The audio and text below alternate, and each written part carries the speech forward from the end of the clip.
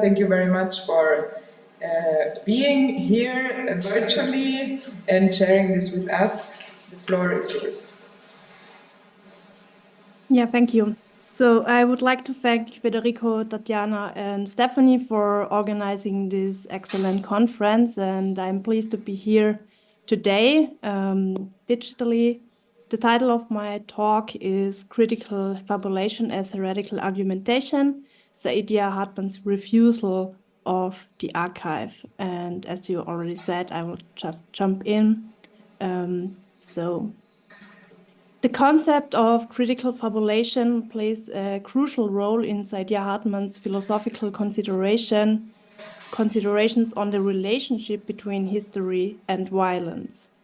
Reflection on this concept can be found in various writings and texts, starting with Scenes of Subjection, Lose Your Mother, Venus in Two Acts, or more recently, Wayward Life's Beautiful Experiments. While Hartman addresses a plethora of subjects pertaining to the nexus between history and violence, it is consistently the Atlantic slave route that serves as the historical political backdrop for her thought.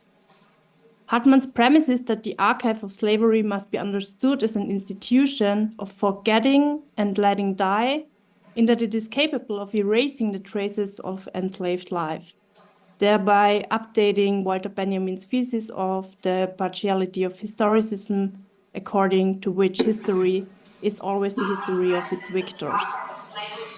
Seen in this light, the archive Hartman speaks of reflects a history of violence charged with moments of loss, mourning, and dispossession. The fact of the archive's entanglement with a politics of forgetting and the circumstance that we are dealing with a collective loss of rejected subjects, to borrow a term of Judith Butler, motivate Hartman to inquire as to how these gaps and ruptures in history can be addressed. How then can we remember the lives of those who have been erased from the historical record due to a violent, as Hartman calls it, silence in the archive? Hartman responds by saying that it is crucial to imagine the unknown paths of those who have been rejected. The concept of fabulation, borrowed from Michaela, who uses it to refer to the basic elements of a story that constitute a narrative, is the starting point of Hartman's writing. Hartman extracts the basic elements of the story from the dominant narratives and rearranges them by confronting them with a counter-narrative, reading them from a different angle and thus placing them in another context. In doing so, she seeks to expose the, as she calls it, hierarchy of discourse and to shed light on the possible life worlds of the subalterns. By means of critical fabulation, Hartman thus intervenes in the dominant transatlantic archive, breaking down, contesting, and ultimately refusing what I would like to call archival silence. In Hartman's concept of critical fabulation, moments of fiction, imagination, and fantasy are not only affirmed, but embedded in a context of reasoning, in that they serve to systematically reveal the violence of the archive. This makes it clear that Hartman's proposal to use fabulation as a means of knowledge breaks with traditional figures of argumentation in the history of classical philosophy. In this sense, critical fabulation can be understood as a figure of heretical argumentation, challenging the very foundations of philosophical discourse. The intention of my talk is to demonstrate that 4 key elements of critical fabulation can be identified with an argumentative practice that employs the predicate heretical. These elements are ambivalence, imagination, irreparability, and openness, or radical openness. But before I systematically develop these elements and show how they counteract orthodox argumentation practices and critically question the relationship between philosophy and argumentation, Hartman's concept of critical fabulation will be elucidated in greater detail. Hartman's reflection on the transatlantic archive and the concept of critical fabulation begins with the missing story of a young woman who was murdered aboard the slave ship called Recovery in 1792. This story comes to light in the files of a court case against the captain, who was on trial for 2 counts of murder. One of these girls is Venus, as Hartman calls her in the absence of her real name. Hartman makes it clear that this name is overdetermined. On the one hand, it functions as a term of embarrassment when it designates a dead girl whose story is obscured. On the other hand, the name is representative of, as she says, quote, hundreds of thousands of other girls who share her circumstances, end quote, and whose coverage in major stories remains poor. Venus is therefore also the name of the other girl for whose death the captain is held responsible. What can be said about the life of Venus? Hartman clarifies that there can be no answer to the question of who Venus was. This is due to a dual structure of violence. On the one hand, the records and documents available to the court are merely imprints and thus testimony to a fraction of the violence that was exercised and threatened. On the other hand, such documents as logbooks and sailors' diaries are inherently violent as they are permitted by omissions of this violence, omissions that are conditioned by structures of colonialism and racism. Given this background, we can understand why Hartman compares the archive to a burial site. Now comes a longer quote. The archive, she writes, quote, is a death sentence, a tomb, a display of the violated body, an inventory of property, a medical treatise on gonorrhea, a few lines about a horse life, an asterisk, and the grand narrative of history, end quote. This is precisely where the method or the concept of critical fabulation steps in. According to Bonnie Honig, Hartman, I quote Honig, takes what the archive has to offer and fabulates the rest. As Honig notes, the fable, another quote, refuses the authority of the archive, contests its moral judgments, and defies the positivism in which it has historically been wrapped, end quote. Fabulation is thus tied to a normative aspiration. Hartman is concerned with uncovering stories and the lives distorted by them that have been lost through the logic of the archive. In doing so, she sets her sights on nothing less than the resurrection of Venus, and she calls Venus a failed witness whose story deserves to be told in a roundabout way. A writing practice in the mode of critical fabulation must therefore, in order to remain true to Whittle metaphors, and here comes another quote of Hartman, resurrect lives from the ruins. Hartman's assertion that a collective biography of dead subjects is unfeasible using conventional historiographical techniques highlights the inherent limitations of such an approach. This is unfeasible since the techniques and practices of historiography are connected to the logic of the archive. Consequently, a reassessment of the history of Venus that is closely aligned with the archive represents, as Hartman puts it with the reference to Michel Foucault, an encounter of power, or encounter with power. In order to effectively address this violence, critical fabulation must therefore resist the logic of traditional historiography and at the same time the logic of traditional argumentation. Here, the heretical character of critical fabulation becomes particularly evident. In my view, the heresy of critical fabulation manifests in 4 distinct ways within the context of Hartman's further discussion of Venus. And the following section will attempt to identify these 4 elements of critical fabulation and demonstrate how they contribute to a counter-historiography. And these elements are, as I said before, ambivalence, imagination, irreparability, and openness. While they are not mutually exclusive, they do, as we will see now, overlap significantly. Okay. We may now turn our attention to the ambivalent nature of critical fabulation. So first, ambivalence. Hartman's thesis is that it is both necessary and impossible to narrate the story of Venus. This contradiction or conflict of opposing conditions gives rise to a profound ambivalence, which Hartman identifies as a defining characteristic of the concept of critical fabulation.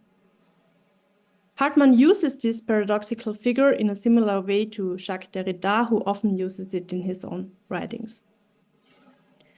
Hartman views this ambivalence as a, here comes a quote, productive tension and one unavoidable in narrating the lives of the subaltern, the dispossessed, and the enslaved, end quote.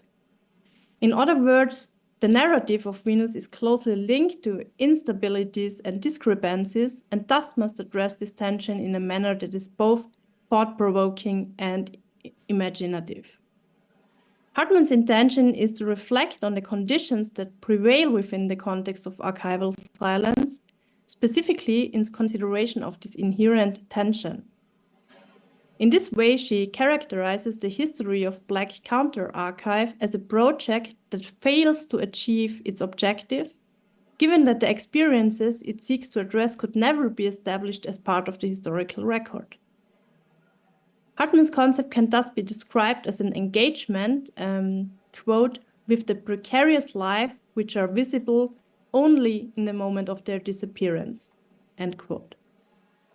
Rather than attempting to reconstruct past lives after the fact, critical fabulation reveals the silences and gaps that have contributed to the loss of these histories or stories.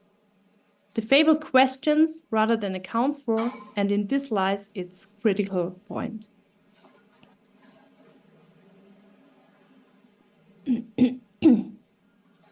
In addition to ambivalence, critical fabulation is also shaped by a practice of imagination, which remains informed by ambivalence.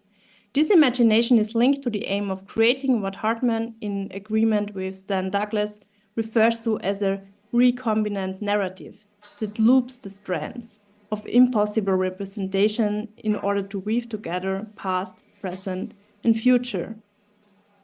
If we now return to Hartman's discussion of Venus, it becomes evident that she intertwines stories between past and future, between what might have been and what could have been.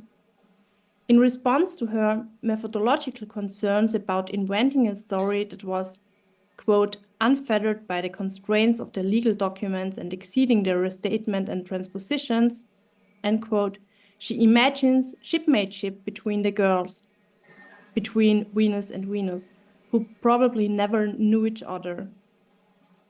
Okay, here comes along a quote. Picture them, the relics of two girls, one cradling the other, plundered innocence. Two worthless girls found a country in each other's arms. Beside the defeat and the terror, there would be this too, the glimpse of beauty, the instant of possibility. Hartman immediately acknowledged the impossibility of the encounter between the two strangers, which had previously been a source of longing and utopian desire. These are, as we might emphasize with Butler, ungrievable lives. By virtue of fabulation, this ungrievability becomes legible and then visible against the background of obstructed freedom. In a free state, Hartman suggests, quote, it would have been possible for the girls to attend to the death of a friend and shed tears for the loss, but the slave ship made no allowance for grief, and when detected, the instruments of torture were employed to eradicate it. It is crucial to highlight that Hartman's work is not merely a romance. Instead, her aim is to challenge the methodological foundations of the conventional historical narrative itself. This brings us to the third aspect or element of critical fabulation, which I would like to refer to as irreparability. In her critique of the dominant historiography of the slave trade, which often focuses on market and trade relations in a one-sided manner, Hartman discusses the concrete capacity for critical fabulation. Hartman inquires, quote, "And what do stories afford anyway? A way of living in the world in the aftermath of catastrophe and devastation? A home in the world for the mutilated and violated self? For whom? For us or for them?" While it may be tempting to find solace in these stories, Hartman emphasizes that the fictions cannot compensate for the losses. Rather than entrusting the task of reparation to critical fabulation, she focuses on highlighting the inconsolability of the situation. In this context, critical fabulation also signifies the refusal of the impulse towards redemption. Hartman's assertion that Venus is, quote, "a history of an unrecoverable past," end quote, is not merely an epistemological claim. It is also an ethical one. The past cannot be reconstructed or repaired. Instead, Hartman encourages reflection on how we can responsibly confront this difficult legacy through a critical politics of storytelling, remembrance, and commemoration. The final and most crucial element of critical fabulation is, in my view, radical openness. Hartman posits that any attempt to conclude the narrative is inherently futile. The ethical dimension of critical fabulation entails a respect for what she calls black noise of the narrative, which encompasses, quote, "the shrieks, the moans, the nonsense, and the opacity," end quote. This is about acknowledging the inherent resistance of the object, we could say with Fred Moten, and embracing the incompleteness of the narrative. In terms of practical storytelling, this understanding of history's inherent openness can be expressed as what she calls narrative restraint. This concept is linked to a writing style that maintains the dynamic process of counter-history, constantly rewriting, elaborating, and challenging it. In essence, it is a form of writing that is open to revision without the necessity of seeking absolute truth. It is urgent to recognize that critical fabulation inherently carries a degree of risk, as it may potentially expose the deceased and what has been termed second-order violence. The act of testifying to the rejected subjects a life that they could not or no longer live can lead to a repetition of the loss and a prolongation of the grief. It is therefore important to ensure that the process is open and transparent, as this will help to minimize the risk of prolonging the grieving unnecessarily. The ability to identify moments of necessity while maintaining an openness to interpretation represents the pinnacle of critical fabulation. Okay, I come to my concluding remarks. As illustrated in the talk, ambivalence, imagination, irreparability, and radical openness represent the fundamental elements of critical fabulation.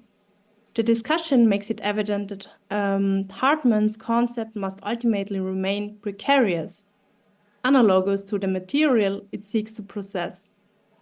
This is particularly the case because critical fabulation goes beyond and must go beyond classical discourses of argumentation in order to do justice to its claim. In this sense, we are dealing with a roughly heretical procedure that confuses the very relationship between philosophy and argumentation itself. Thank you.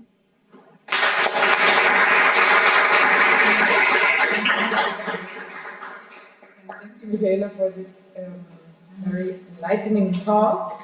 We will, after all the talks, have half an hour for discussion. And now I will present our next speaker, but I will switch the language register because our next talk will be in Spanish. Entonces procedo a introducir a Andrés Gordillo. Andrés, muchas gracias por estar aquí. Te presento rápidamente antes de darte la palabra. Andrés Gordillo fue voluntario en Posada Belén, Casa del Migrante de Saltillo, de 2012 a 2013.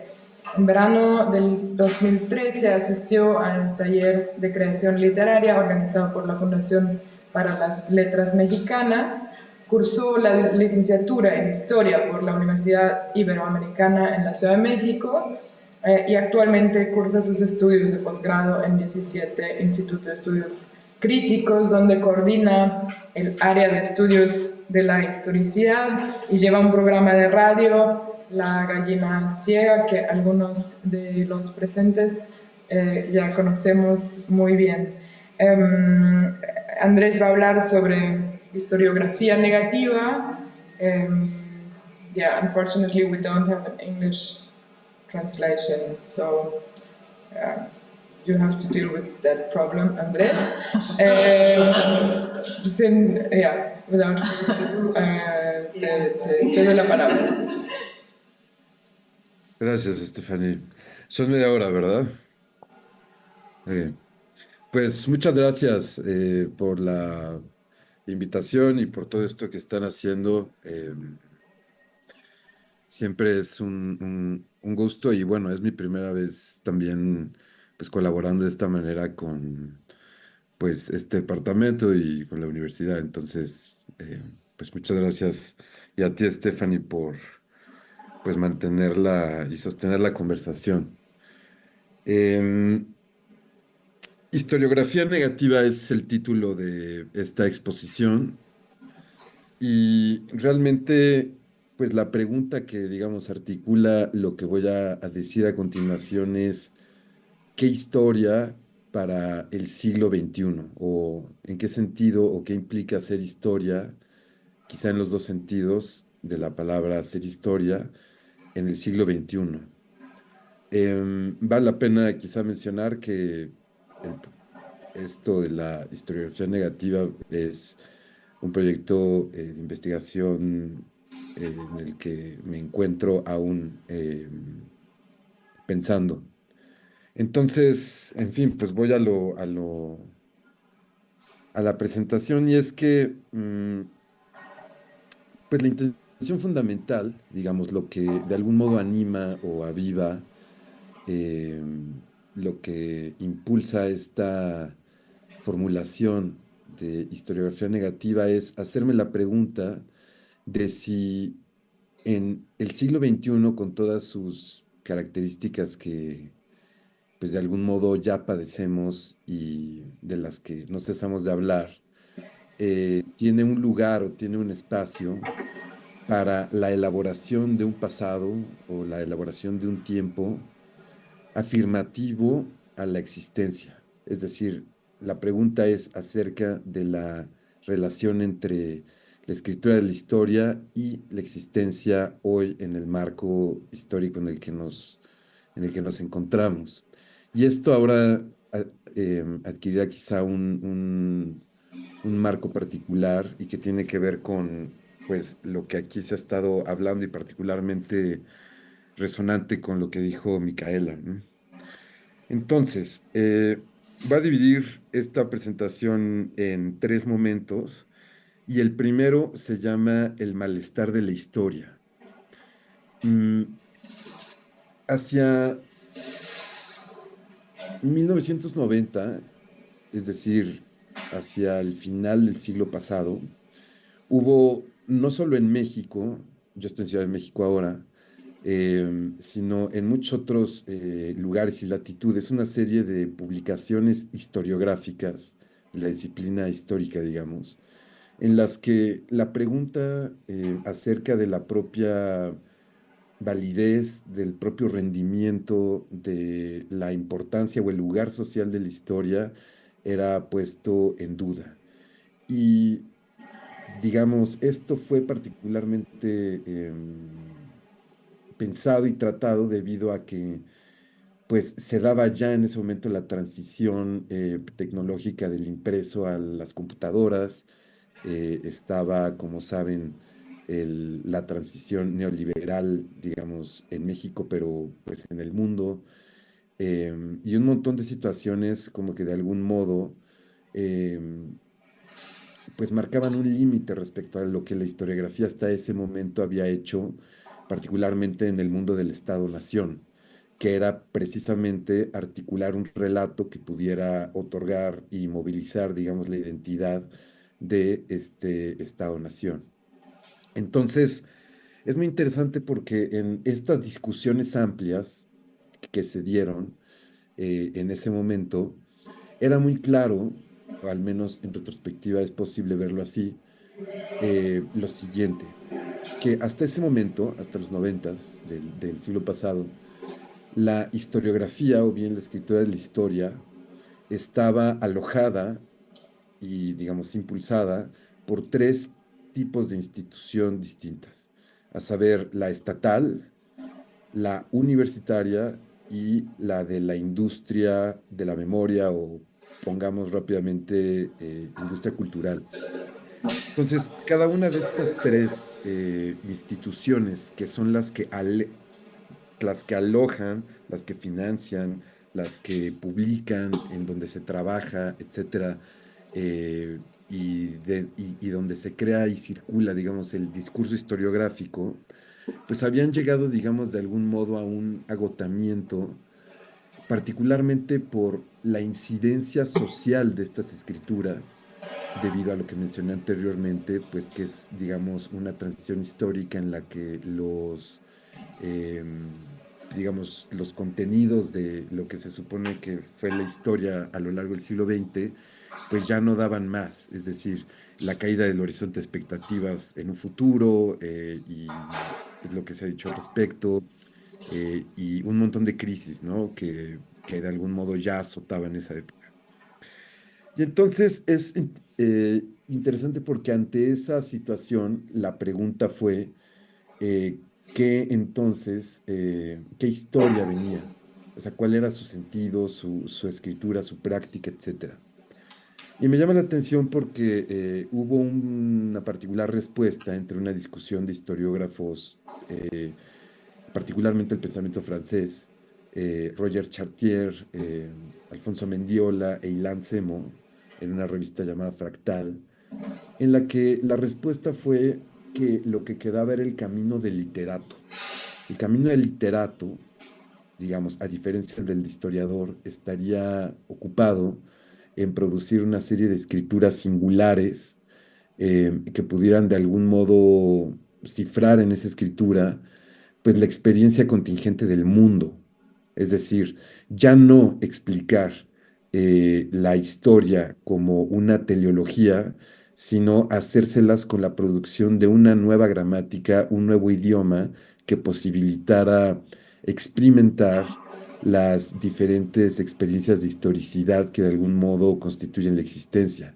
Es decir, no siempre se experimenta el tiempo de la misma manera y esa diferencia sería la que habría que ensayar. Entonces, pues yo parto de ahí porque me interesa mucho si realmente el camino del literato es una pregunta que me hago en los términos en que estos historiógrafos expusieron por ahí de 1996, si ese camino solitario es verdaderamente el único posible. Entonces, realmente la pregunta es, dicho de otra manera, ¿hay una institucionalidad posible para la historiografía que no sea en su articulación institucional, práctica y escritural una, digamos, perdurabilidad de la teleología? Esa es la pregunta. Dicho en otras palabras, ¿es posible una institucionalidad, una práctica y una escritura de la historia que asuma radicalmente la historicidad de la que es efecto? Como quizá hayan discutido o no es muy interesante mencionar que eh, la historiografía, digamos, a diferencia del médico, que el médico sabe que se puede enfermar, la historiografía en ocasiones olvida que ella misma es histórica, digamos, que sus prácticas son históricas, por decirlo de algún modo. Y en consecuencia que, pues, al estar, digamos, atravesadas las prácticas de la historiografía misma por la historicidad o por la transitoriedad del tiempo, pues no puede ser siempre lo mismo. Es muy curioso que un saber que se dedica a los cambios se resista a su propio cambio en tantas formas, ¿no? Entonces, la historiografía negativa realmente es la pregunta acerca de si puede haber una historia que asuma radicalmente la historicidad en su seno de un modo afirmativo, es decir, sin licuarse, sin deshacerse, sin renunciar a la postulación de la necesidad de crear un relato, pero sí haciéndolo, digamos, asumiendo todas las diferencias que a estas alturas implica hacer esto. Entonces, esto exactamente, cómo es posible de algún modo pensarlo, es lo que estoy ahora, pues, ensayando con ustedes. Esa es la primera parte, ¿no? El malestar de la historia y la pregunta que abre. Esto lo podríamos, por cierto, mutar, ¿no?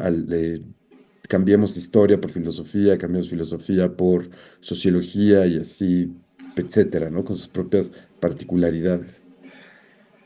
Entonces, hay algo importante que mencionar en esto, debido a que, o sea, desde el siglo XIX, cuando esta historia, digamos, profesional o esta profesionalización de la historia y su institucionalización en universidades y centros de investigación, etcétera, empieza a producir conocimiento, lo que se rechaza para fundarse, es decir, lo que el discurso historiográfico hace a un lado para ponerse, digamos, de frente y autorizarse como un discurso que se acredita para hablar de lo real, es la ficción. Esta discusión eh, se dio como en 1970 en Estados Unidos, en Francia particularmente, y en otras latitudes, pero no está de más recuperarla.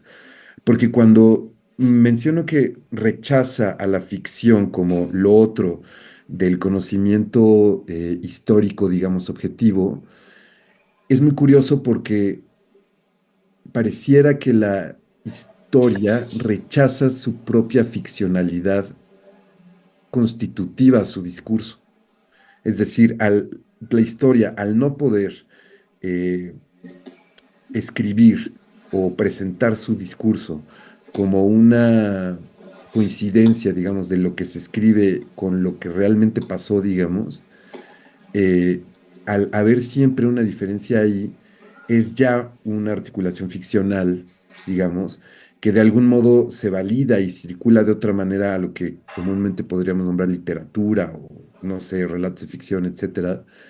Y eso es muy importante porque de algún modo lo que acaba hasta la fecha siendo marginado, por decirlo así, opuesto como lo otro, digamos, de la historia, pues es precisamente aquello que la anima. Y eso a mí me llama mucho la atención porque de algún modo, esto ficcional de lo que se distingue el discurso histórico, como, bueno, recuerdo que Stephanie nombró a Camila Joselevich a propósito de las heresiologías. Y Camila tiene una cosa muy interesante que nombra como el doble movimiento herético. Esto se relacionará ahora. Y el doble movimiento herético tiene que ver con la invención que hace, digamos, un orden mayoritario que tiene un ejercicio del poder particular para diferenciarse de aquello de lo que rechaza o de lo que es menor o de lo que es erróneo, de lo que es errático y falso incluso. Entonces, ese es un primer movimiento del doble, ¿no? La invención de digamos, de la extravagancia. Y por otro lado, es que en efecto, lo otro que es extravagante, pues es extravagante, pero no en el sentido en el que aquel quien dice que es herético, pues sí, o sea, aquello que ya me enredé, ya vieron, es que es el doble movimiento herético. Entonces, es repito, el doble movimiento herético es el modo en el que un orden inventa aquello de lo que se distingue y que es, digamos, falso, y al mismo tiempo es aquello que de hecho se contrapone al primer orden y que es errático, pues extravagante, no idéntico, para decirlo de una vez por todas. Menciono esto porque en la historiografía, digamos, en la constitución del discurso y la historia, y aquello que de algún modo establece lo que nosotros podemos experimentar como la nación, la guerra entre naciones y etcétera, pues el gran poder, digamos, del discurso historiográfico, hace de la ficción, en cierto sentido, una herejía. Y es muy interesante porque una vez que se atienden esas supuestas herejías de lo que trata el pasado, que pueden ser, digamos, otros documentos como novelas, digamos, otras escrituras, otras gramáticas acerca del tiempo, podemos ver que si nos concentramos en ellas, realmente abren y posibilitan una serie de experiencias de tiempo e históricas, e incluso administrativas, es decir, del modo en el que se puede echar a andar un proyecto de investigación, el modo en el que se puede articular una institucionalidad, el modo en que se publica y etcétera, abriendo precisamente posibilidades de otra sensibilidad acerca del tiempo. Dicho de otra manera, una vez que se presta atención a lo que es rechazado, pero que funda al mismo tiempo el discurso historiográfico cifrado en la teleología, que al parecer es lo suyo, eh, se abren un montón de posibilidades, no solo de escritura y de pensamiento, sino de posibles maneras de articular instituciones que se las hagan con el tiempo. Y esto es lo que a mí me interesa, porque todos sabemos aquí que, pues para que nosotros escribamos o estemos aquí o etcétera, hay unas maquinarias institucionales amplias que de algún modo financian y ordenan y distribuyen los poderes y etcétera acerca de lo que estamos haciendo aquí.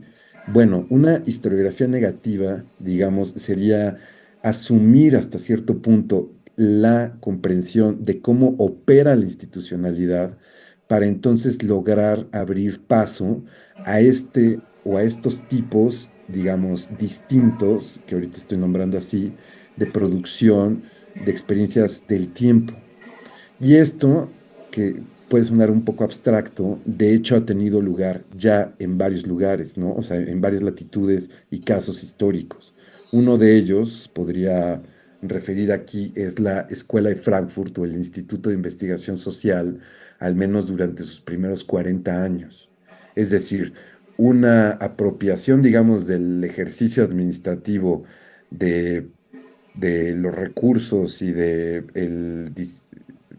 es decir, de los recursos materiales, de las lógicas formales del derecho, fundar un instituto, etcétera, y cómo eso, es decir, apropiarse de todas esas cosas que aparentemente no tienen nada que ver con la producción del conocimiento, de hecho lo que hacen es propiciar como otros significantes, otras lenguas, ¿no? Literalmente otros conceptos, otras formas de escribir, otras formas de percepción.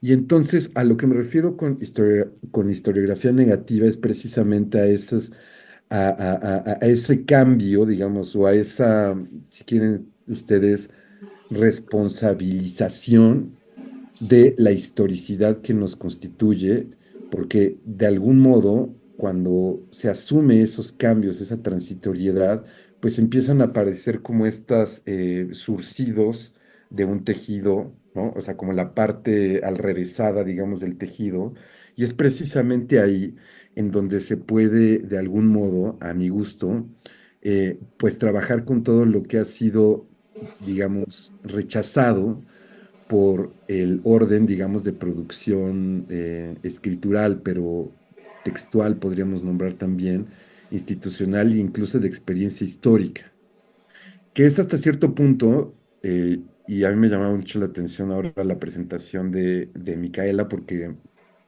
bueno, ella habló de un caso y de maneras distintas, digamos, de aproximarse al archivo y de leerlo, y cómo eso de algún modo abre la sensibilidad a otras formas sensibles del tiempo sin renunciar a otras, solo es como desidentificarse a la experiencia misma del tiempo, y pues va mucho en consonancia con eso, porque al final de lo que... Solo para Ajá, decirte, tienes como 3 minutitos más para 3 concluir. minutos, sí, ya acabo. Entonces, claro, esto, pues para decirlo en resumen, como podrán quizá intuir, pues requiere de modos distintos de hacérselas con el pensamiento y con la intervención, digamos, escritural, pero ya no solo en el sentido, pues, de una escritura, digamos, en computadora o así, sino de producción de significantes sociales que de algún modo puedan alojar e impulsar este tipo de elaboraciones, digamos, otras de los tiempos. Y ese tipo de producción significante, digamos, o de institucionalidades que se las hagan precisamente con esto, a mi gusto, pasan inevitablemente por atender, de algún modo esto yo lo comentaba con unos amigos, es con atender lo rechazado, pues precisamente para entender qué están sosteniendo hoy esos rechazos en las elaboraciones del tiempo, ¿no? O en las elaboraciones de las experiencias acerca del tiempo y el espacio. Entonces, bueno, esto como dejo hasta aquí, y pues muchas gracias. Les agradezco su tiempo y atención.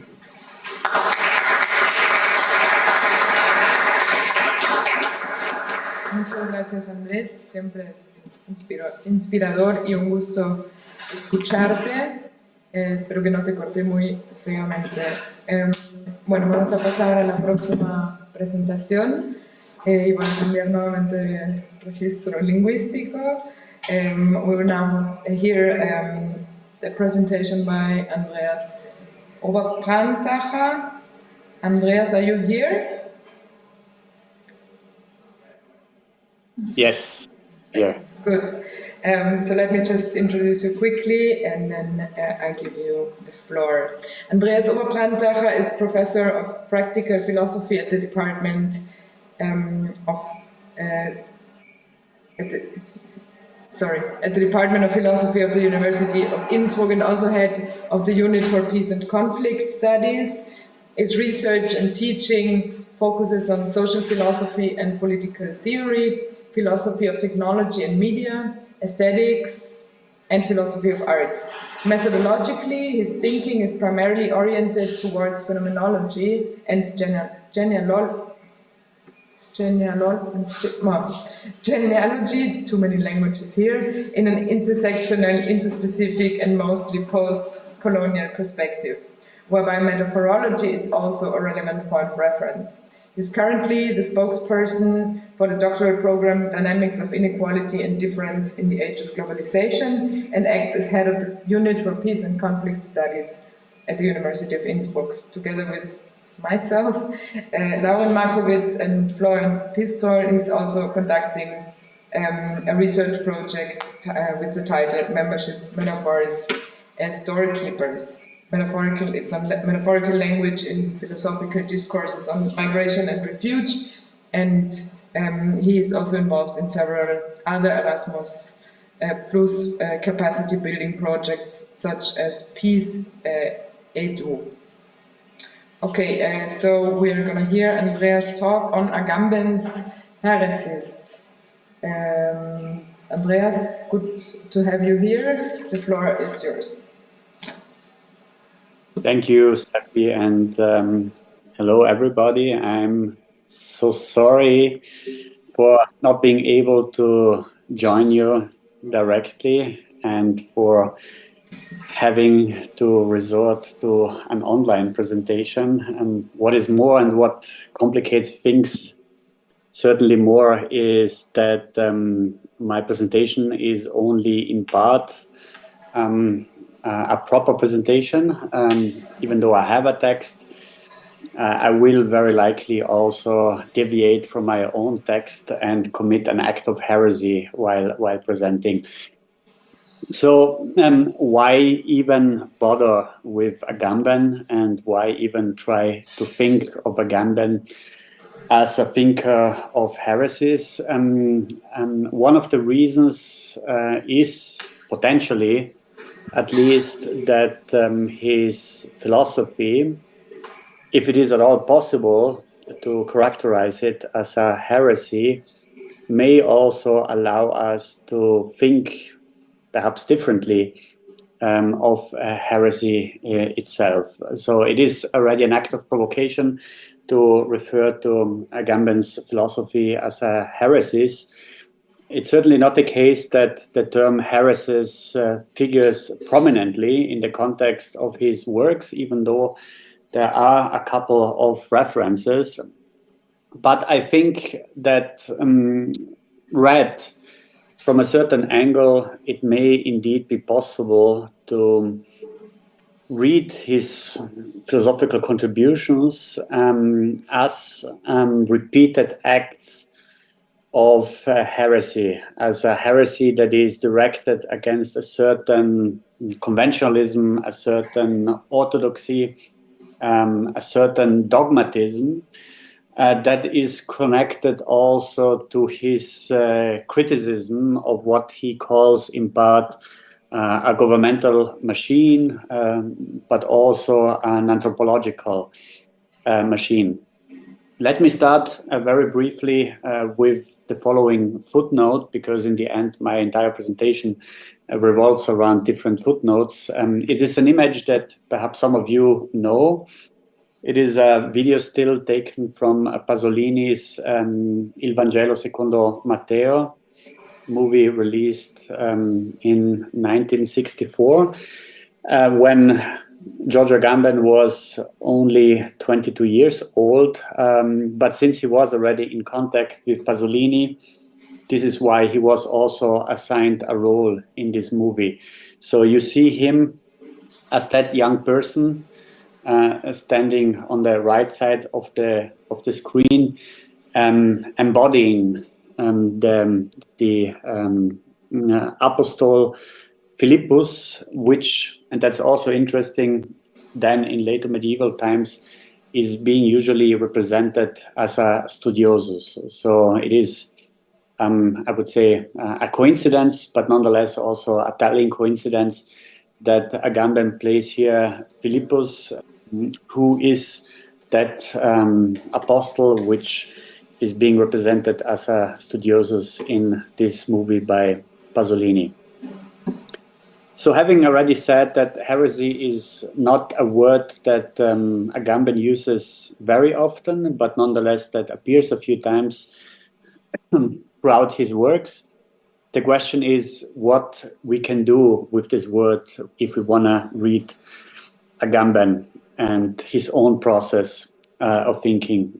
I would say that indeed the term heresy holds the potential of allowing us to reflect Agamben's process of thinking and to translate his form of argumentation into that philosophy which is directed against a certain orthodoxy, a certain conventionalism, a certain governmentality that he refers to the archetypical structure of the West at times.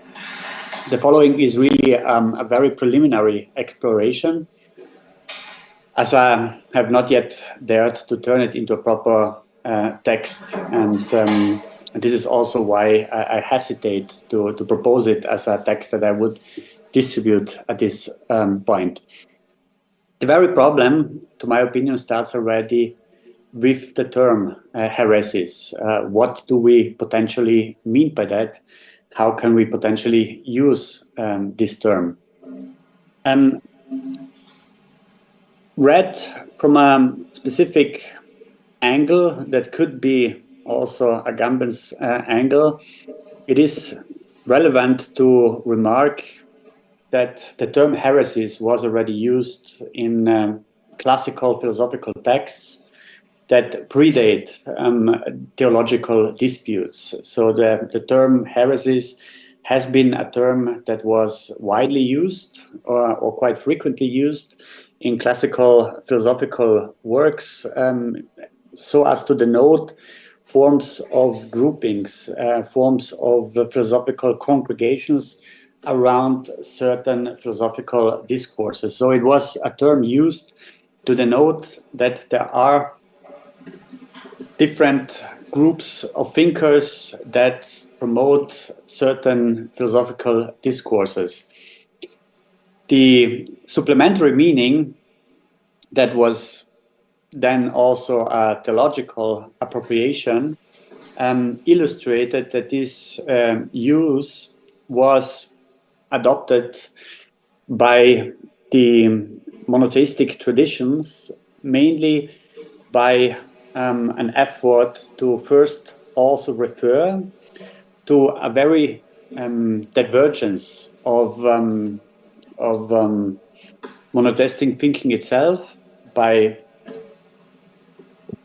the Jewish tradition referring to the Christian tradition as a form of heresy, but in turn also of the Christian tradition that equally referred to Judaism as a form of heresy.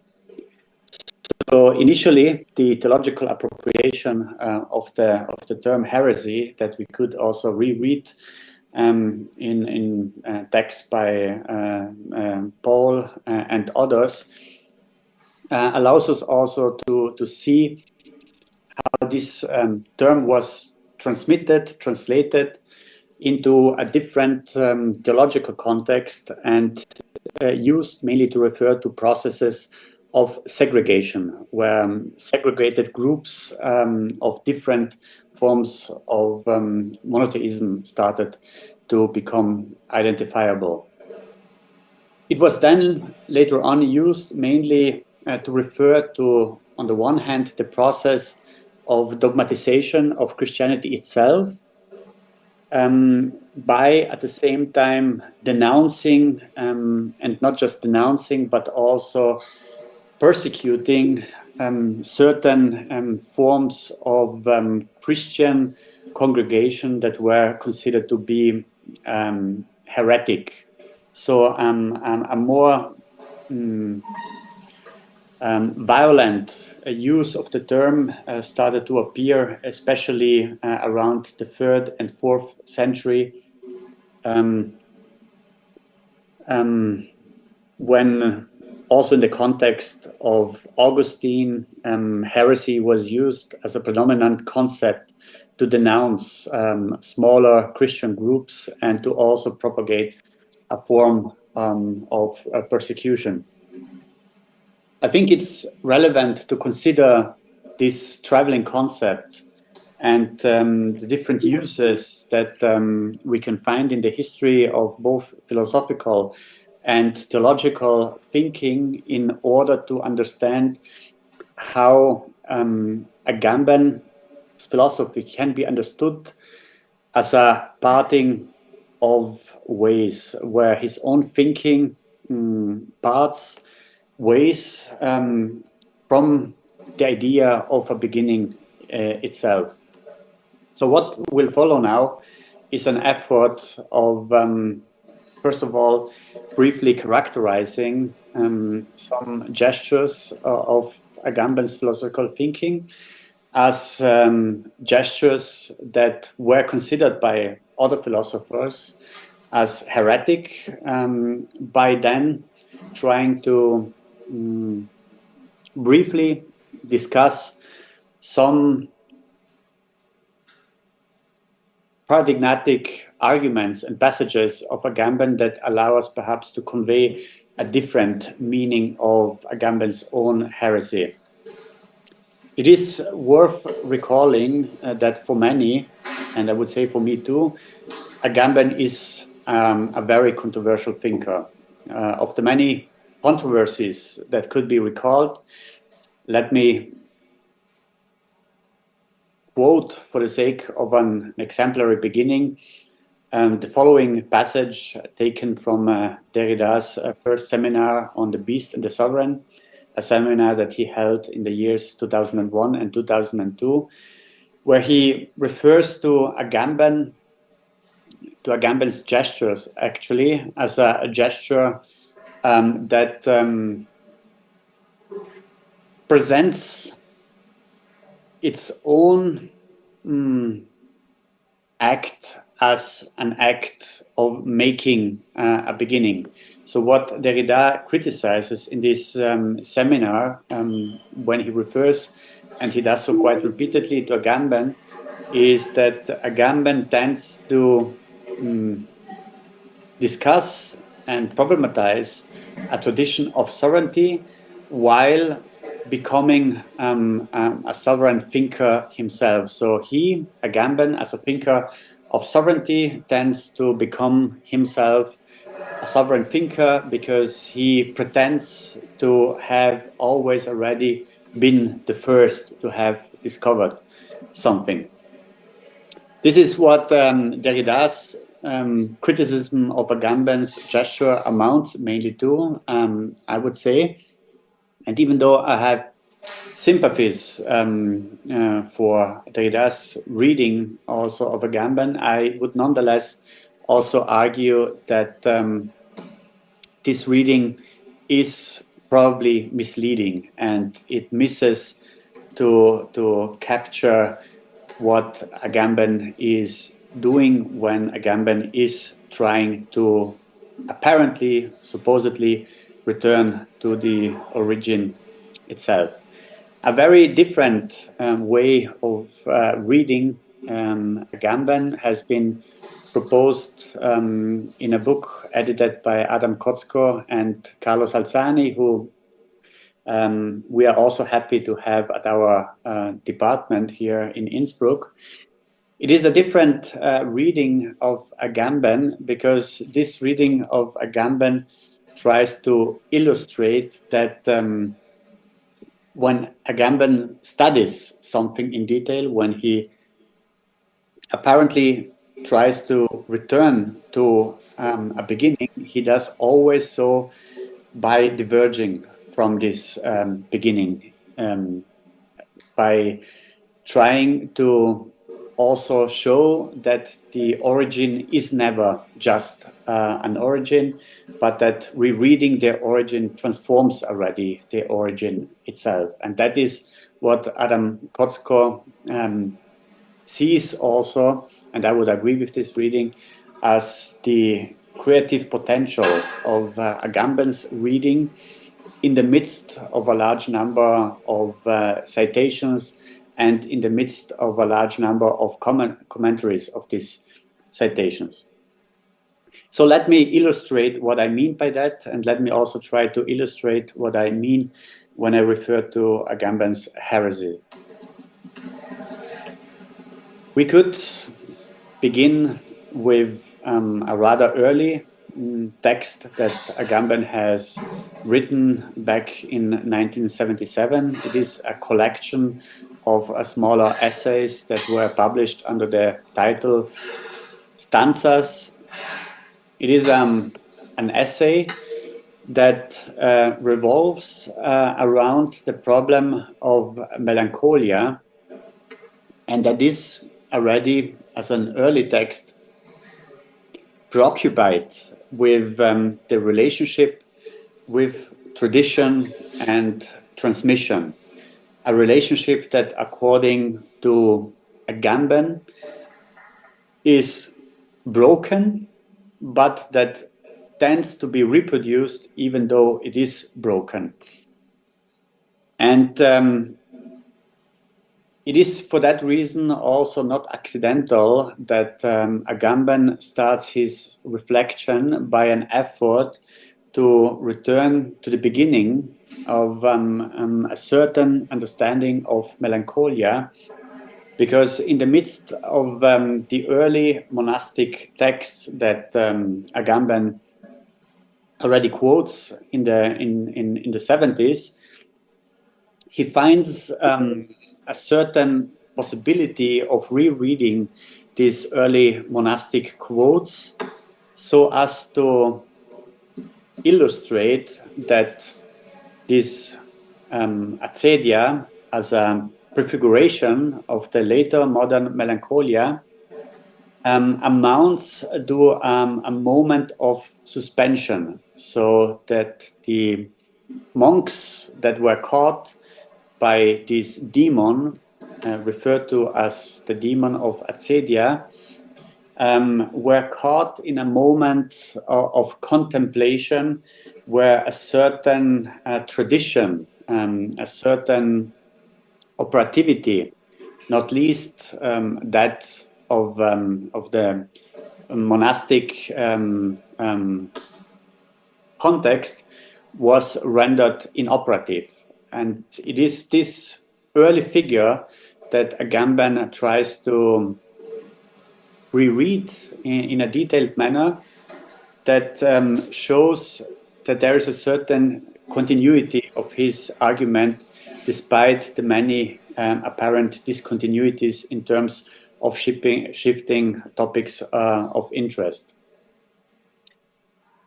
We can also turn our attention to another early text, the book Infancy and History, that was published soon after Stanzas in 1978, which is equally revolving around the problem of tradition and transmission. In both cases, it is also quite obvious that between the lines Agamben is already referring to and quoting Walter Benjamin as an effort of showing that a certain experience that is connected to also the idea of a cultural heritage cannot be transmitted anymore, and that this poses the very question and the very problem of how to begin anew.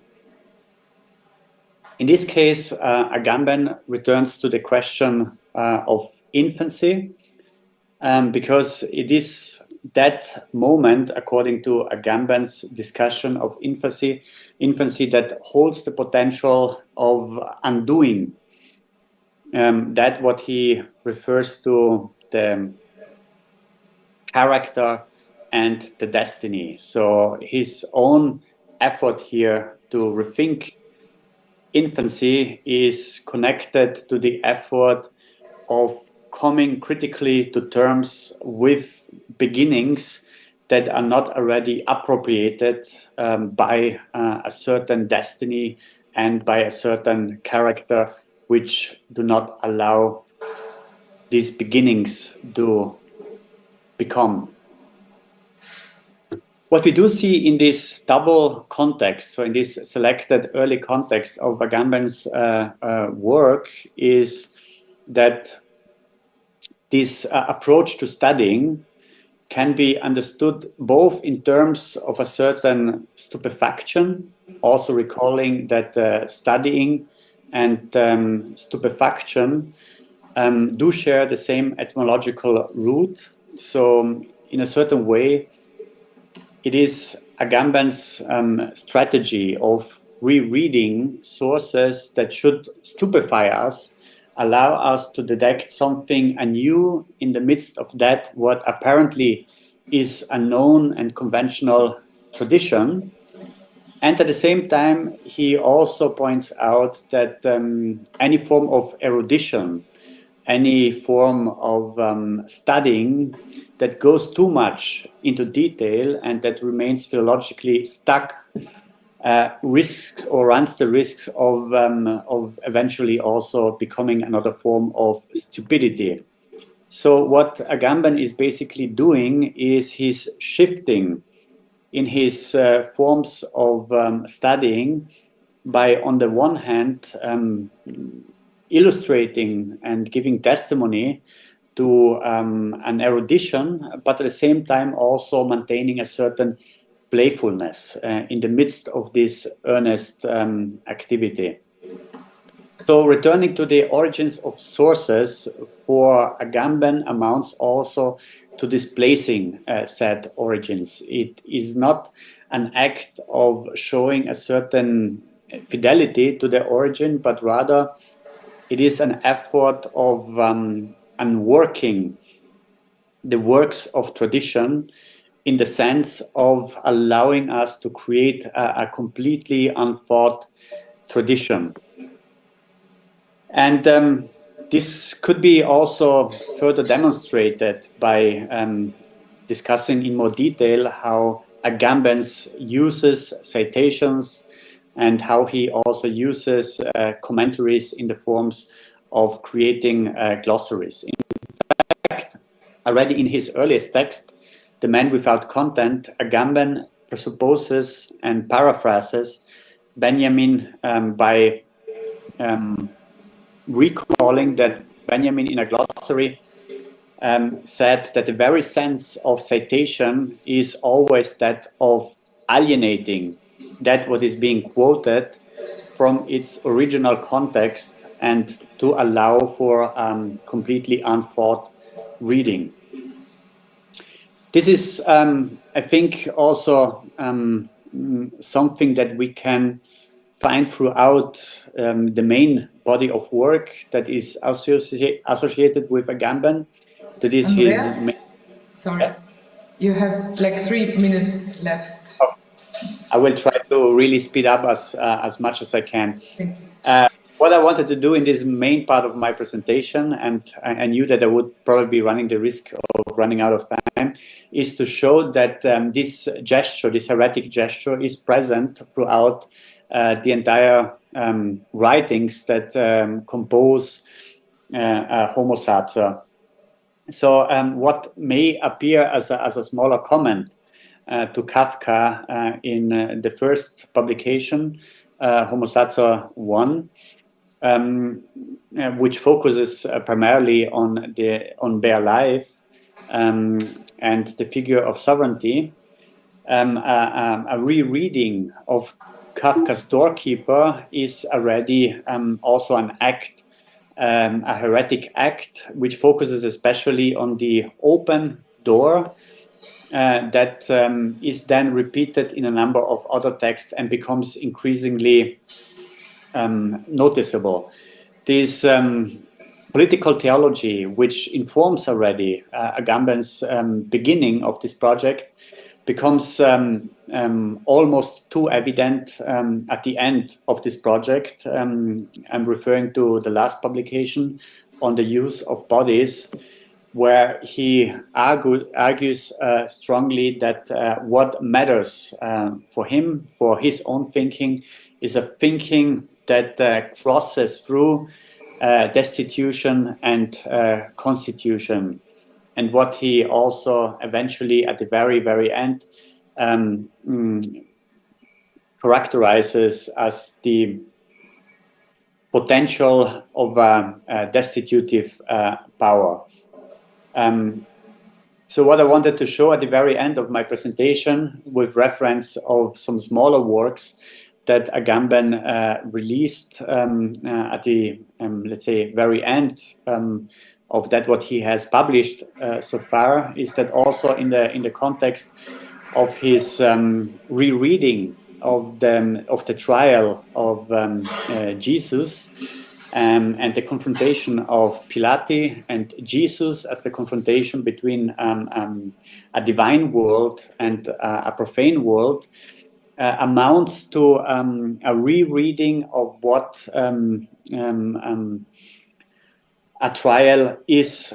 Basically, Agamben argues that if we properly, or if we reread some initial sources, it has actually been a trial without a judgment. And to say that it was a trial without a judgment is also to say that it was not a proper trial.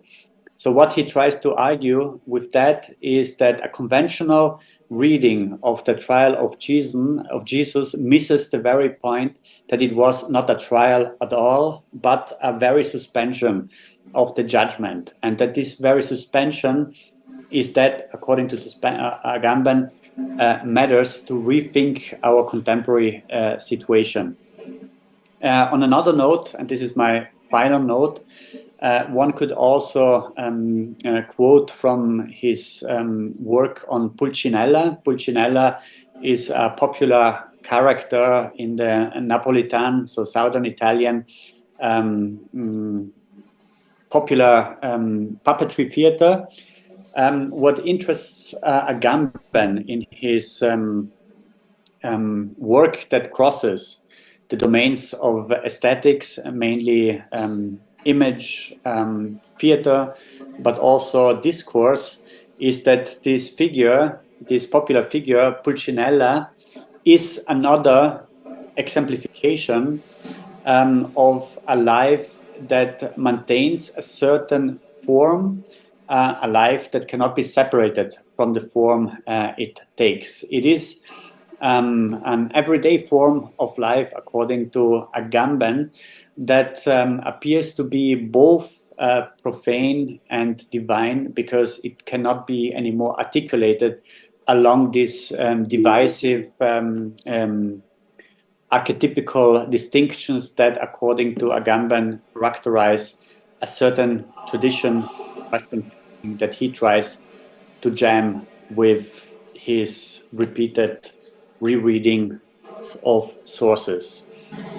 And this, in a way, is perhaps what Agamben's Haeresis amounts to.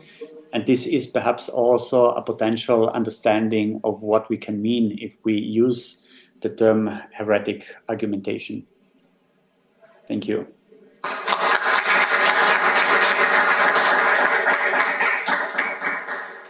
Thank you very much, Andreas. That was fascinating. And now we have time for questions, answers. Ahora tenemos un poco de tiempo para preguntas. Si alguien igual necesita ayuda de traducción, aquí estamos entre todos. Well, thank you all for your presentation. They were really interesting. Yeah, I have a question. Can you hear me? Can you hear it? Good, yeah. Apparently. Maybe. Bueno. Hi, how are you? Thank you for your presentation. I have a question for Michaela. I was thinking of what's the meaning of critical in critical fabulation, what stands for, what's the idea of critical there, and in connection with that, I was thinking of the problem of how to distinguish between good and bad, or correct or wrong critical fabulation. If there is some way of doing a good or correct, maybe, I don't know if the word is the best option, but if I want to know if you can think of a way of distinguishing between yes, a correct or and a wrong form of critical fabulation, and maybe what kind of criteria could we use to make that distinction?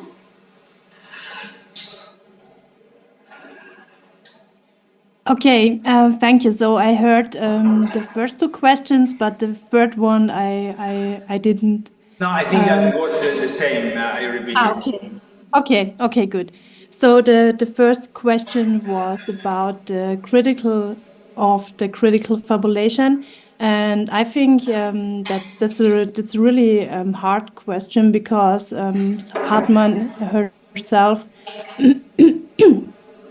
she doesn't refer to it, but I think there is an answer implied in the text, Winners in Two Acts, and I think the answer is that what she tries to do is with critical fabulation, she tries to reveal the silences and the gaps that have contributed to the loss of the histories I was talking about.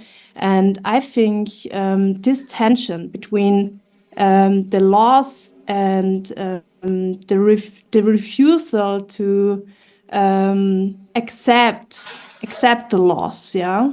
I think this tension, she doesn't accept it. and she tries to work through these losses by building this concept of critical fabulation. So I think that's her point here. But maybe, so what I was trying to do is to establish or to find 4 elements of critical fabulation. I was referring to ambivalence, imagination, irreparability, and openness, and I think also these 4 elements could be thought of as critical, so to say. And then there is this this similarity between critical and heretical, maybe. Maybe we could discuss that. And yeah, so the second question, how can we distinguish between correct and wrong? And I think there is no way to distinguish between correct and wrong. So I think this is what it is about, to show that so the stories or the fabulations Hartman is trying to build,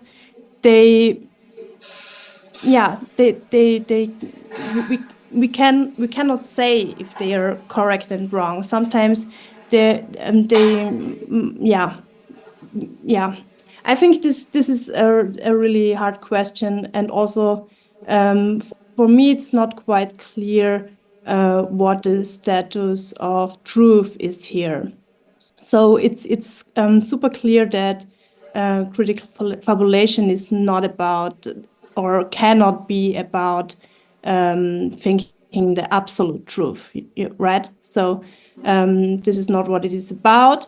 But at the same time, I don't think she neglects truth as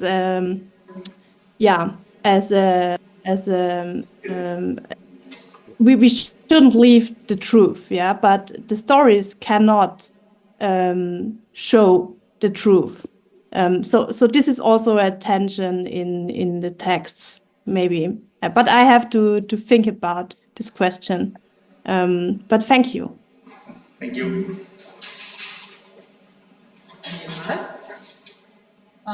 Sí, le podría preguntar algo a Andrés. No sé si se me escucha bien. Ok. Bueno, en primer lugar, me gustó mucho la presentación y me quedé pensando en esto que decías de pensar un poco el cómo de la historia, de la historiografía, en los modos en los que eso se puede llevar a cabo. Buscando las notas que no encuentro. Bueno. Y pensaba que en esto que vos planteás, que es tan benjaminiano, ¿no? De evitar como la caída en el pensamiento teleológico, en el pensamiento como más progresivo, en el rol también que puede tener el cambio, digamos, de una visión más argumentativa o más ligada al lenguaje conceptual de la historia, y quizá un trabajo con las imágenes, que es algo de lo que, si bien no hablaste, no pude evitar pensar en imágenes porque tenés atrás muchas imágenes. Entonces, mientras hablabas, también pensaba en que la imagen tiene, me parece, no sé si estás de acuerdo, me gustaría escucharte un poquito más, pensar sobre eso, si estás de acuerdo en esa potencia que puede tener la imagen para, por ejemplo, generar esto, ¿no? Juxtaposiciones o como momentos de tensión en el que los elementos no se ordenan necesariamente de manera sucesiva, como quizás sí en el pensamiento más argumentativo o conceptual, ¿no? Que hay algo como un hilo que se sigue, que en la imagen, bueno, también, ¿no? Un poco pensando en la idea de montaje también, como bueno, si un trabajo con imágenes no puede también, no digo ser la respuesta, pero bueno, ser alguna respuesta, no sé, hasta ahí. Gracias. ¿Cuál es tu nombre? Tatiana, hola. Quiero saludar. ahí está. Hola. Mucho gusto. Gracias, sí. Pues a ver,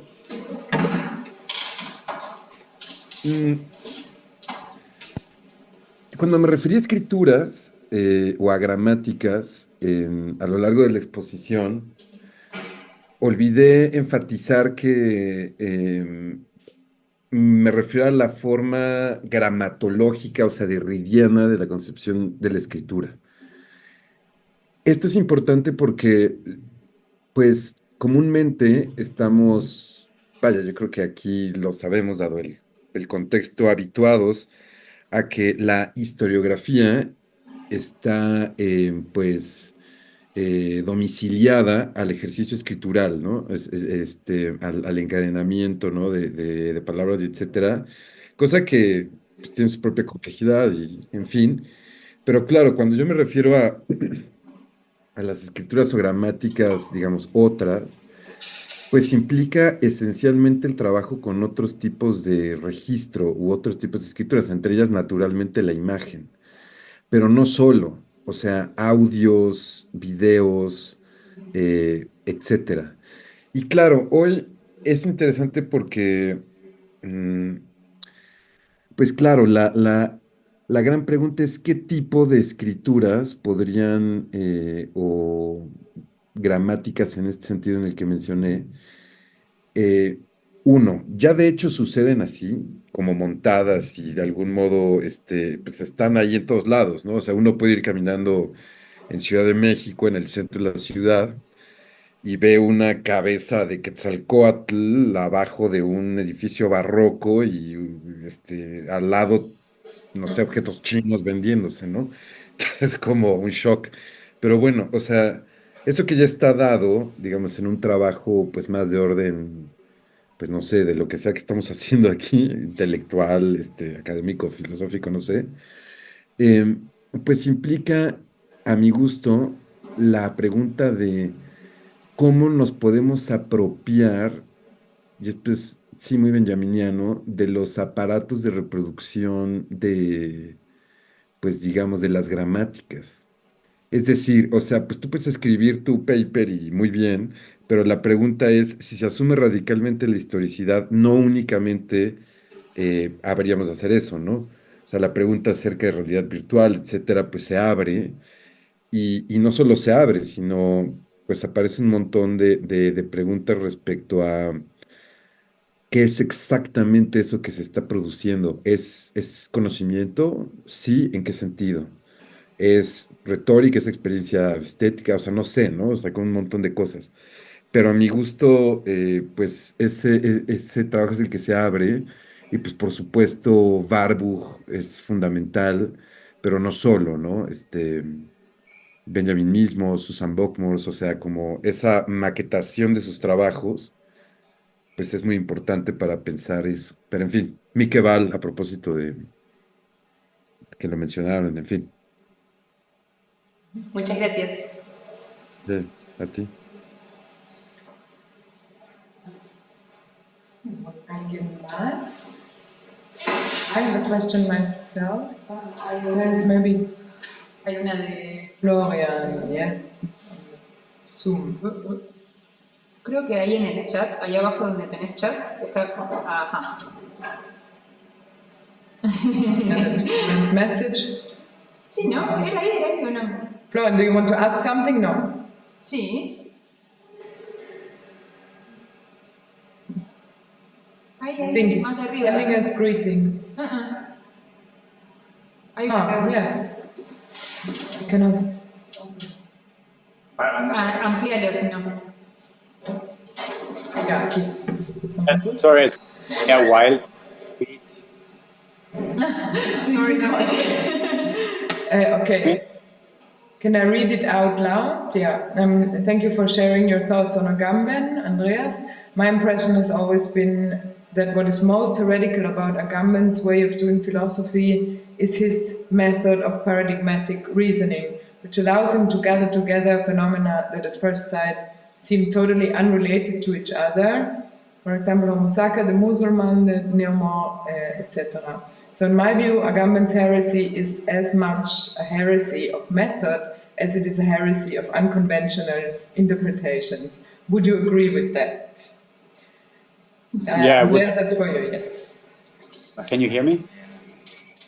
Yes. Yeah, I would agree right away. That's in fact also my point, which wasn't able to articulate properly, but basically from the very beginning, if we take into consideration how Agamben reflects also on the form of citation and on the form of commentary, where, let's say, a certain body of text has been or has become part of a tradition, and a tradition of interpretation is being reread in the form of transgressing this, what he calls a vicious cycle between authority and citation, where he interrupts this cycle by taking also a text out of a certain context and linking it to a completely different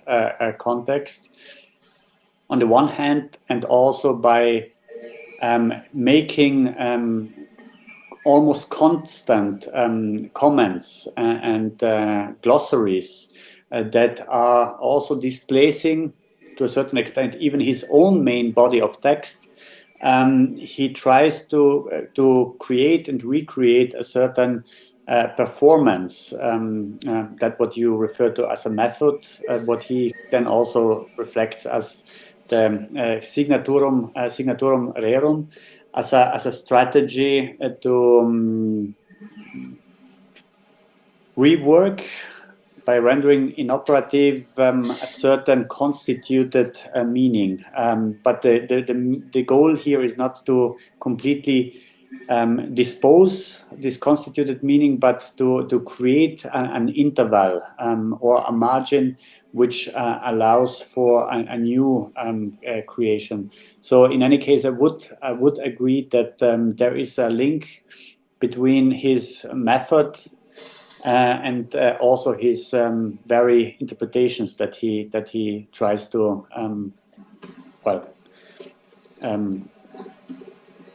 offer for discussion. Okay. Michaela?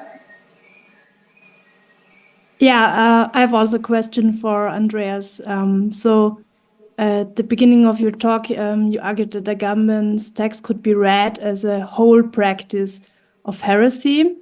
And I would agree. And at the same time, I wonder if this is not also true for many other thinkers, such as Derrida. You also mentioned Derrida in your talk. So my question would be: is there a specific, it's not about topics, but is there a specific heresy in Agamben that is not present in other thinkers or in Derrida? So what is the specific nature of heresy in Agamben? What would you say? Yeah, I'm still unsure to this date how I would link, if I were to bring Agamben and Derrida together. I think that there is certainly a linkage between the act of deconstruction and the act of deconstitution, according to Agamben. I would also assume that even though Agamben and Derrida come very close, there are also specific points of divergence. Very likely when it comes to how the rule of law is being read in the context of Derrida's approach, in the context of Agamben's approach. I would assume that the most divergence we would find is here. In the case of Agamben, I think that if we were to summarize the whole complexity of his thinking to an almost too simple formula, it amounts to studying the law is already a gesture that renders the force of law inoperative. So the very act of studying allows for something that maintains the law. The law is still the law, but it has become already inoperative the moment we focus on studying it. And that's his strategy of refuting a certain mechanism that he at times calls the governmental machine, at times calls the anthropological machine.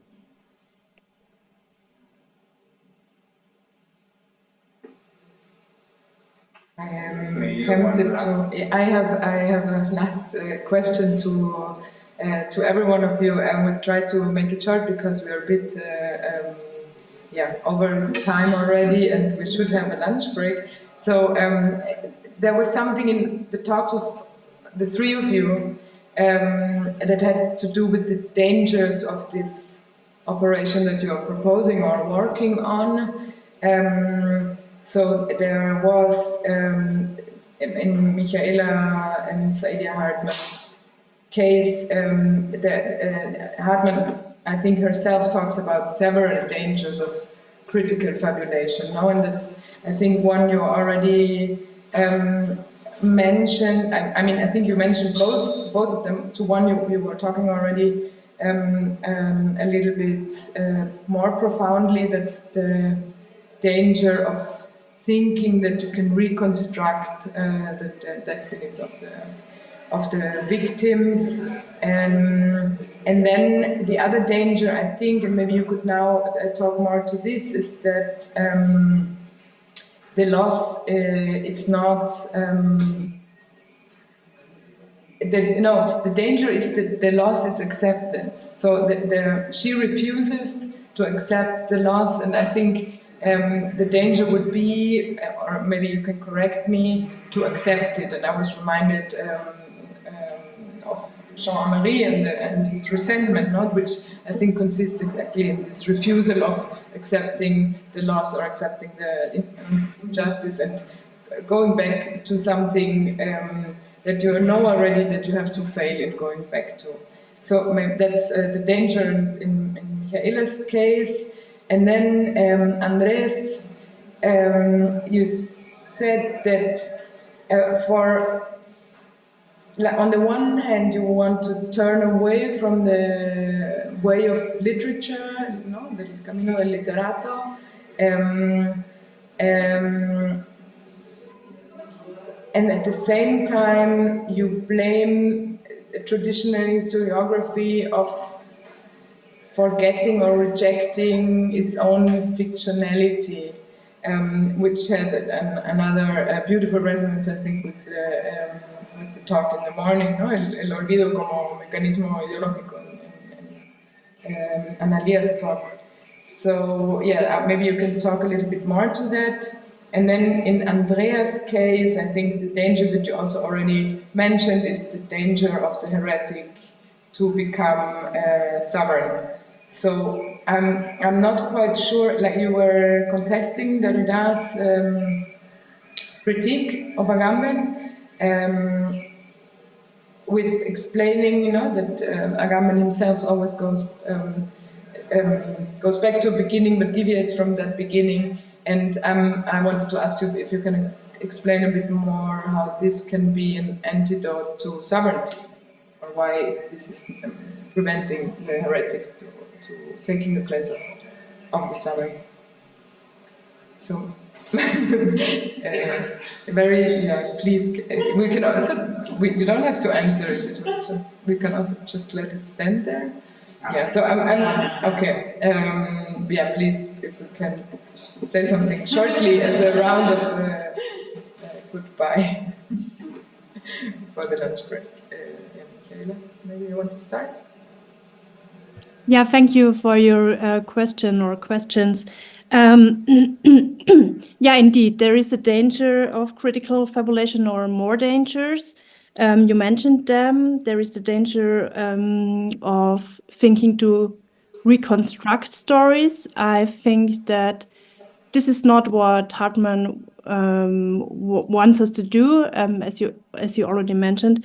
That's why she doesn't talk about reconstructing or reconstruction. It's always about fabulation. So this is maybe also a difference, yeah.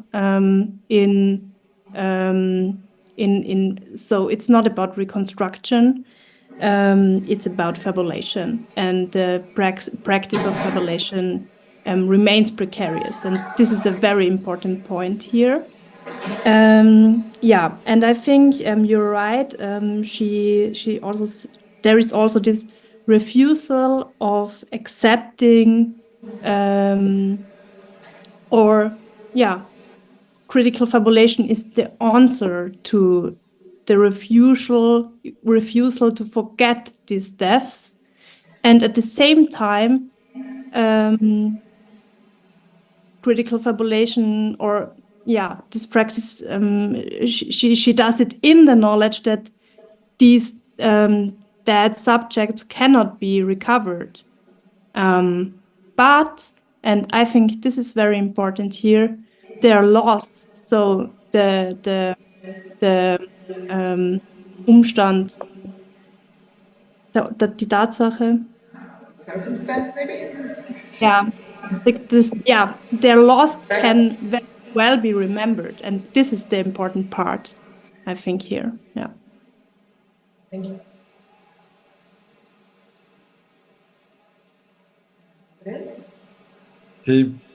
Sí, gracias, Stephanie. Danger, el peligro.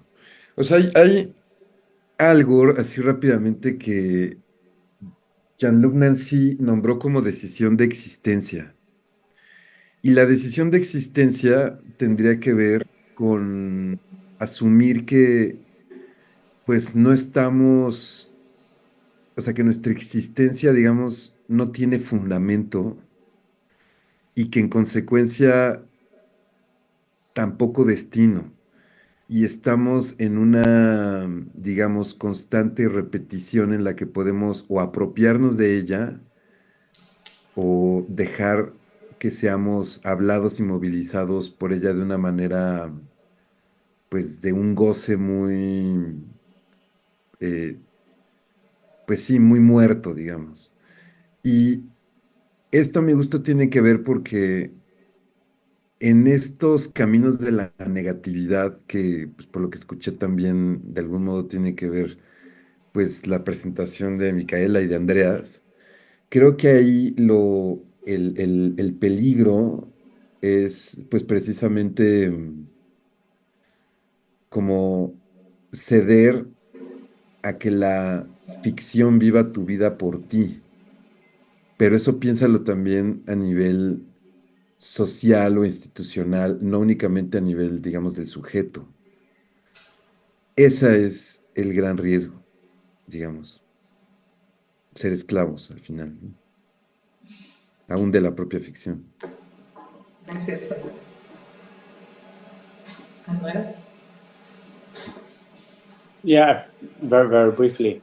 I mean, on the one hand, we could certainly read this passage that I have quoted at the very beginning from Derrida as just another animosity between two thinkers that are too close to each other in a Freudian sense, and therefore they have to overemphasize their differences. But I think that would be rather cheap.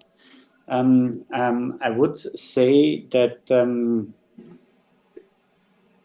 it is quite interesting how both Derrida and Agamben deal with origins. I think the main criticism of Derrida, at least according to this passage, is that Agamben, as a thinker of beginnings, principium, is also a prince of these beginnings, and in this sense acts as a sovereign. We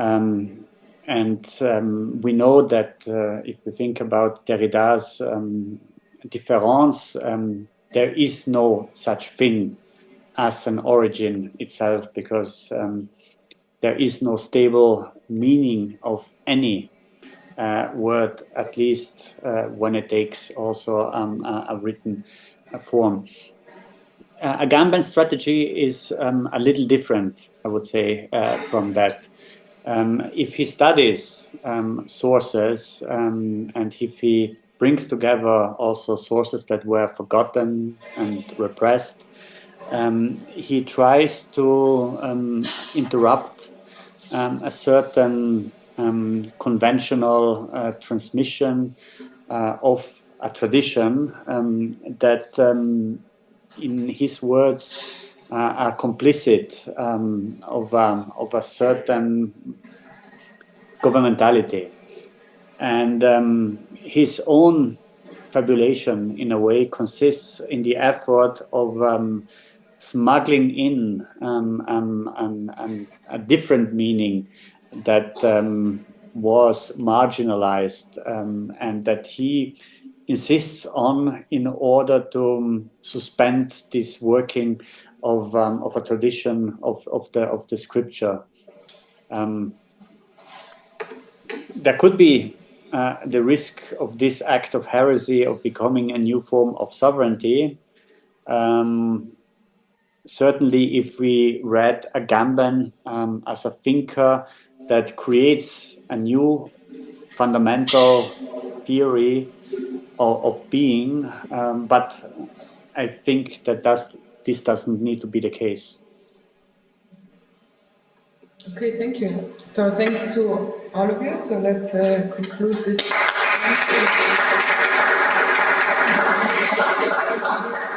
Back after the lunch break of 25 minutes, 3 minutes. Yes, we have only. media hora, no? Yes. No? Okay, we are back in 23 minutes.